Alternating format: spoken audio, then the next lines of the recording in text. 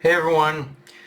Okay, so I guess I should start this review by talking about the new opening and ending. And I'm not gonna lie, I'm kind of mixed on the new opening. Like the visuals themselves are fantastic, like hugely spoiler fueled, but every frame of this opening is just dripping with the series history and what has led to this point, and how much Egghead really does feel like a turning point for the series. That regardless of where we go from here, there is truly no going back, and all of that is fully on display in this opening. Where my problem starts with this opening is the music, and it's not a terrible song. In fact, I do like it, but when matched up against these visuals, something just feels off. I don't know. Maybe I need to watch it a few more times, but something about these two things aren't clicking together yet. I don't know what it is missing or why the song doesn't work for me. But if I had to guess, I think it's just that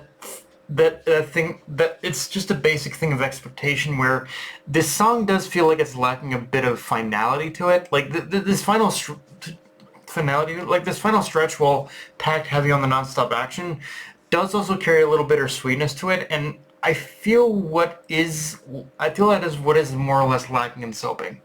Now, in saying that, I think the logic Toei had going into crafting this opening was that even though it's the final stretch, they wanted to lean more into the idea of hope for the future. That beyond this arc, there will still be those fighting for the world and its future, and I think that was the intent of this song. That they wanted to lean more into the hope for the future, rather than the pretty much despair of the despair and bittersweetness of everything that's going to happen.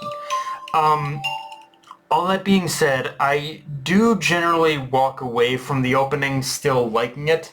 Uh, now I guess the part of this I don't the two I don't like generally is the ending. Like the ending itself, it's not bad.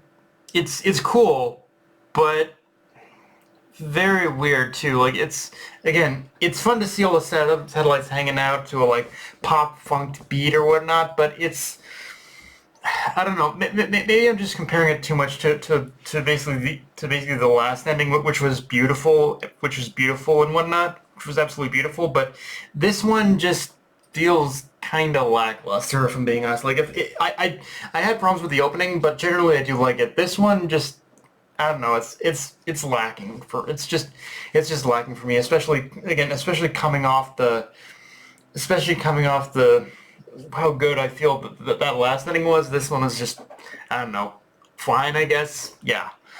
Um, with that said, this episode really was a straight up parallel to what happened with Ohara in a lot of respects. Like, Ohara at the time was destroyed for even making an attempt to research the Void Century, and now Egghead is being destroyed for even trying to fulfill that promise. Like, Vegapunk, I think it needs to be said, Vegapunk more than anyone else came the closest to reviving the legacy of the Void. And now, in one swoop, it's all being destroyed before his eyes, but like before he could even show the world just what the Void Century truly was.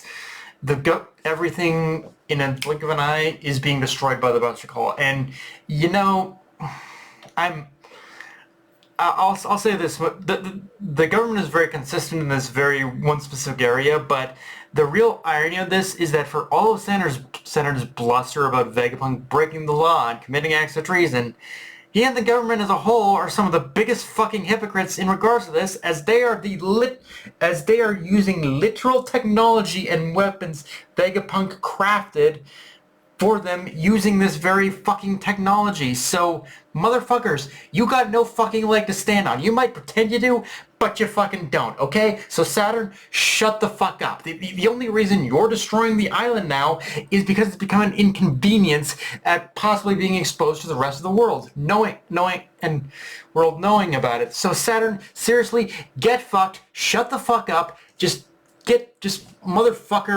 you need to disappear. And which, thankfully, not too far off from. And Yeah, I do love the dual, but in saying that, I do love the dual perspectives of seeing how Vegapunk and Saturn view Bonnie.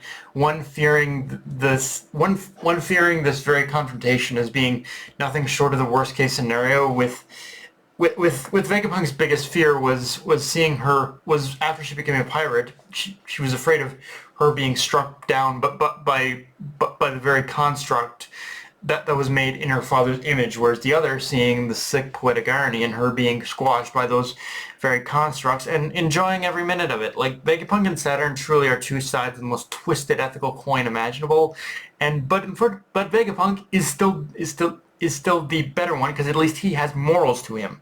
And one thing I also love as well is how the enemy is more clearly showing how conflicted Kizaru is. Just the idea of having to strike down his best friend, Vegapunk, breaks him inside. And you just know he used going after Bonnie and Kuma as his get out of jail free card to yet again come up with an excuse to avoid killing Vegapunk. Like man will readily like the one thing I think this arc has proven more than anything else is Kizaru is a man who is very loyal to the government. He will readily get so much blood on his hands on orders from the government and from the Navy. But this is the one order he just can't bring himself to fulfill. At least not without forcing himself to do so. And you just know, like in the aftermath of this, whether he's the one who ends up killing Vegapunk or it's Saturn who delivers the final blow. You just know in the aftermath of this arc, Kizaru is going to have one of the biggest crash outs imaginable, and it's going to be legendary. Like you know, it's going to happen. Now, let's talk about the ending of this episode because we see the warship that was sent to destroy the transport ship carrying the Egghead residents was revealed to have been intercepted by someone, with one Marine only saying they failed and that they being the ones who struck down their ship are on the way to the island. And I'm not going to reveal who they are because that would be a ruin the surprise for those who only watch the anime.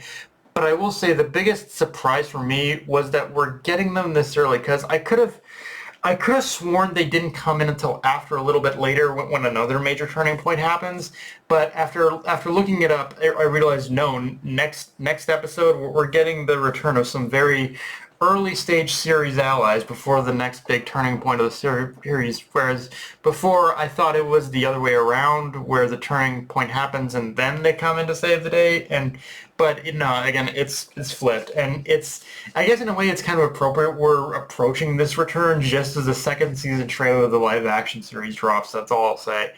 But yeah, guys, that's from the show I got for this review. If you enjoyed the video, like, comment, subscribe. I'm on Blue Sky, Analyst Crunchyroll. Be sure to notification bell, subscribe button, and just shove it around, guys. Dark Knight of me, signing off. Later, everyone.